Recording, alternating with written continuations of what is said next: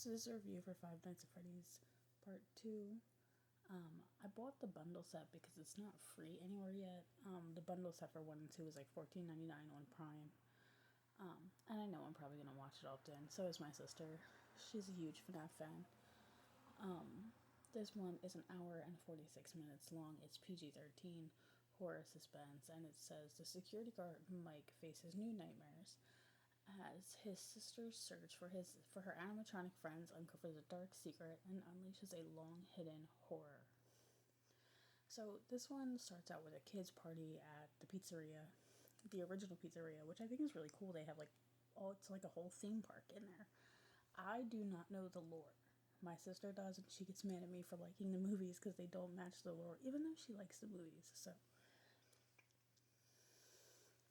anyway, I think it's really cool the things that they have in this pizzeria. The little boat, the puppeteer, or the puppet, whatever it's called.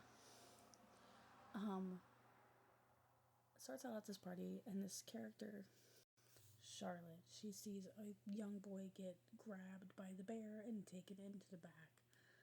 She goes in to search, or she tells an adult, and adults don't listen to her, which is like, okay. So she goes to the back, and she saves the boy, basically, but in the process, she gets killed. And, there's this really good scene of her getting lifted up with the puppet. So I guess it's, when they meshed. But it's a really good scene. That first part is, yes. Then we cut to current time. And I really dislike the Vanessa character so much. She's keeping so many secrets, so many lies, so much behind the scenes. And in all honesty, if she would have just told Mike the entire story, I think we wouldn't be in this mess, honestly. So, we cut to current time. Vanessa's all bipolar emotional. Mike is trying his hardest to be a good big brother to his sister, and his sister is fucking annoying as shit. She can't leave these fucking animatronics alone. They're her friends, they're her this, but she can't even stop talking about them long enough to make friends. She's in a robotics class where she's not the best at making stuff, and her teacher's a piece of shit because he's like, you should just give up. You should just give up. And he's like, he's a dick. He's a real dick. So she's determined to get her friends back. She ends up running off one night to the pizzeria to look for her friends, and Mike gets home and can't find her, and he goes to find her. And he's like, they're gone. They're gone. She takes home this, speaker box, in a sense, where she starts talking to what she thinks is Chica, but it's not Chica, it's fucking Charlotte, I think. That was a little confusing. Long story short, this speaker box leads her to the original pizzeria where she has to free the animatronics. These animatronics are scarier, or not scarier, but more intense. They're not the nice kids. They're not the good spirits. They want to kill. They're controlled by Charlotte, who wants revenge for nobody saving her, basically. The one thing that I felt was very, okay, if you know what I mean.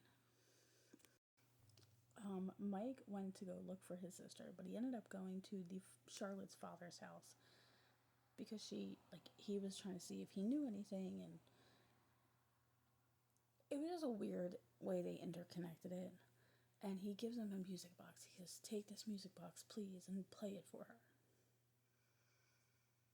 As soon as he said that, I was like, okay, I knew exactly where this was going. And her father is played by no other than Skeet Ulrich, and I love that. I wish we had had a scene between him and Matthew Lillard, but anyway. So, long story short, the puppet Charlotte possesses the sister, whose name I can't remember. Hold on. Possesses Abby. And during this movie, my bad, We also meet Michael Afton, which is Vanessa's brother, who she did not tell us she had a brother, like keeping more secrets. We knew, but we didn't know. And he's like his father.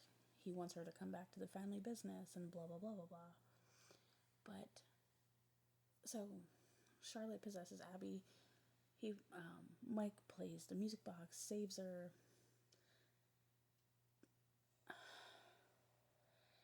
It's a very on point ending. Like, okay, I saw this coming. Except for the ghost child saying, we can't hold him back anymore since we're like crossing over. We can't hold him back anymore. And we know exactly who he's talking about. And I'm like, oh, yay. I got excited. That part made me excited. But the rest of the ending was just like very predictable. Anyway, what are your thoughts on Five Nights at Freddy 2? Please comment, like, subscribe, and let me know what you think.